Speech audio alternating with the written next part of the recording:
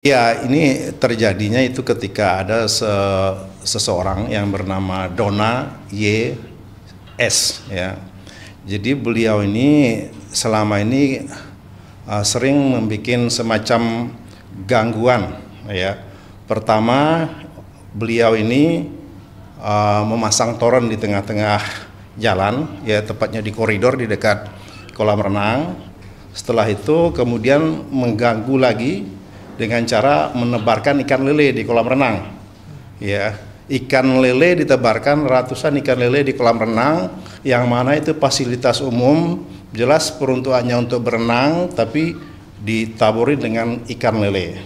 Ya, berikutnya kemudian kita berusaha memberitahu bahwa ada aturan yang harus dijalankan di apartemen ini, bahwa fasilitas umum itu tidak boleh dimiliki oleh private, orang per orang, karena begitulah perintah undang-undangnya di peraturan gubernur.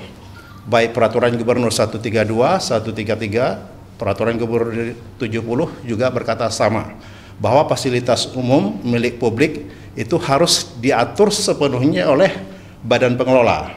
Dan dalam hal ini adalah P3RS, dan saya sebagai ketua P3RS menyampaikan kepada badan pengelola bahwa aturan harus ditegakkan. Ya, kepada saudari D.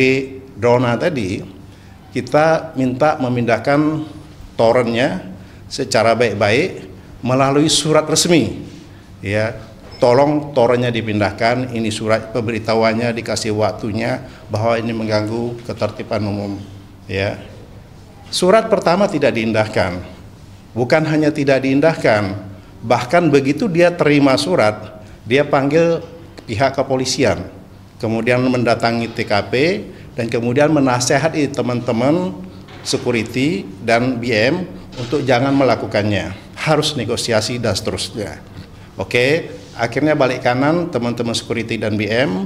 Namun demikian, karena ini peraturan harus ditegakkan, ya, saya melalui BM memerintahkan kembali, beri lagi surat peringatan kedua supaya itu digeser, dan peristiwanya sama.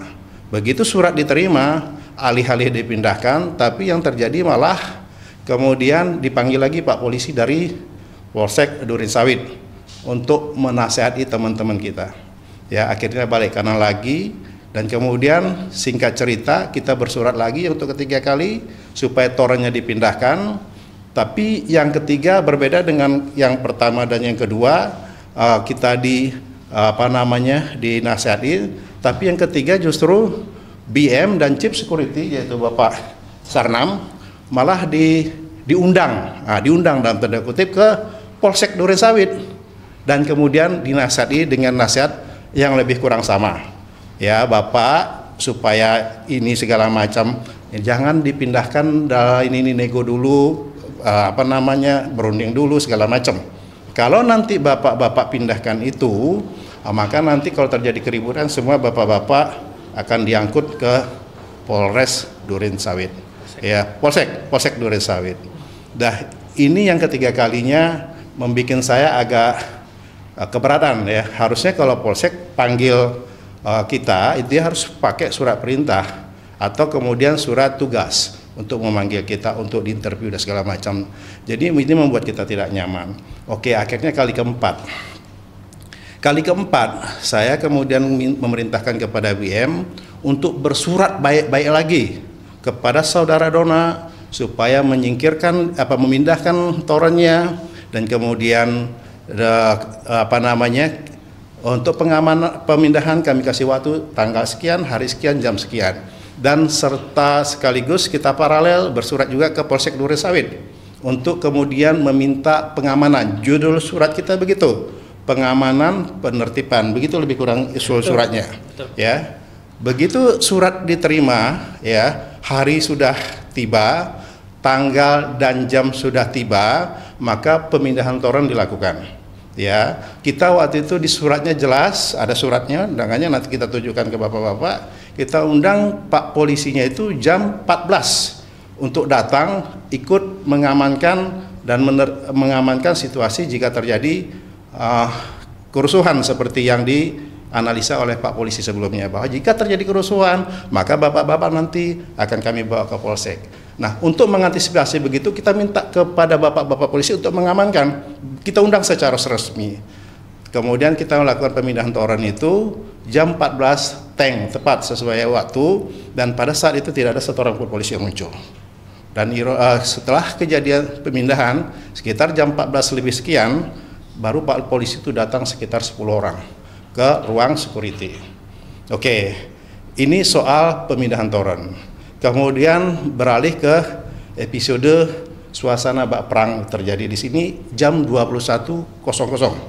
Ya, kami sedang rapat di sini dengan lawyer-lawyer kami, sedang membicarakan sesuatu yang kami sedang diskusikan. Tiba-tiba suara mencekam dar der dor, itulah yang terdengar bagi kami, sehingga saya perintahkan semua teman-teman security, teman-teman lawyer, tiarap, nanti saya sampaikan videonya.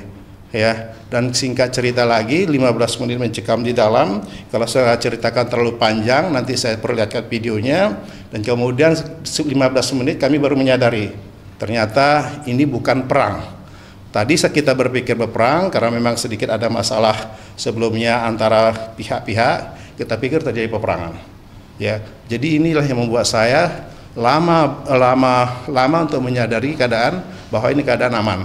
Singkat cerita, begitu saya tahu ini aman, kita buka pintu, ya, baru kita menyadari bahwa ada seseorang dan kelompoknya lagi melakukan pengerusakan, pemecahan kaca dari ujung ke ujung, ya kan? Begitu kita tahu ini, kemudian kepada Pak Polisi, waktu itu kita sudah datang polisi, kita minta tolong Pak, Bapak amankan orang ini, ya, Bapak sah untuk mengamankan orang ini. Karena sesuai dengan pasal 20, ya, bukan pasal 1 ayat 20. Dan kemudian itu undang KUHP berbunyi begitu. Kalau orangnya masih di TKP, pengerusakan masih terjadi, senjata masih di tangan, Bapak bisa tahan dia. Tapi Pak Polisi yang menemui saya mengatakan kami tidak bisa tahan kalau tidak ada surat perintah penahanan. Saya bilang, loh kalau begitu bagaimana hukum bisa ditegakkan? Jadi sedikit berdebat saya dengan Pak, saya sebut aja ya, Pak Kanit dari Polsek Duren Sawit. Berdebat di sana, dan kemudian atas begitu kita agak sedikit beda pendapat, dan kemudian beliau berkata, tetap nggak bisa Pak. Ya, saya bilang begini, terus bagaimana caranya kalau kejadian seperti ini Bapak nggak bisa tangkap? Terus kata dia, harus tertangkap tangan baru kami bisa Pak. Oke, saya bilang, kalau tertangkap tangan maksudnya bagaimana? Bapak tangkap sendiri pelakunya, setelah itu serahkan ke kami, itu baru boleh tanpa surat. Saya bilang, kalau begini caranya kapan keadilan bisa ditegakkan? Terjadilah perdebatan lagi. Terus kemudian saya bilang gini deh Pak, kalau begitu saya minta atasan Bapak deh yang ngomong dengan saya, yaitu Pak Kapolsek. Pak Kapolseknya duduk di luar, bukannya menemui kami sebagai yang diserang, sebagai korban, tapi malah disaksikan oleh teman-teman penasihat hukum kita, malah duduk-duduk di sana. Bahkan di antara polisi itu dikabarkan ke saya, ada yang malah bercanda dengan para pelakunya. Ini ironi. Kemudian saya bilang, kalau begitu begini Pak, coba minta pendapat ke atasan Bapak, ya. Kemudian barulah setelah itu Pak Kanit keluar, ya. Kemudian saya tunggu 1 jam, kemudian saya tunggu, belum juga ada tanda-tanda. Akhirnya saya minta Pak Security, kalau nggak salah Mas Ayub ya, saya minta, tolong panggilin Pak polisinya, Pak Ajis ya, saya minta datang, panggil Pak polisinya. Tapi kemudian datang lagi Pak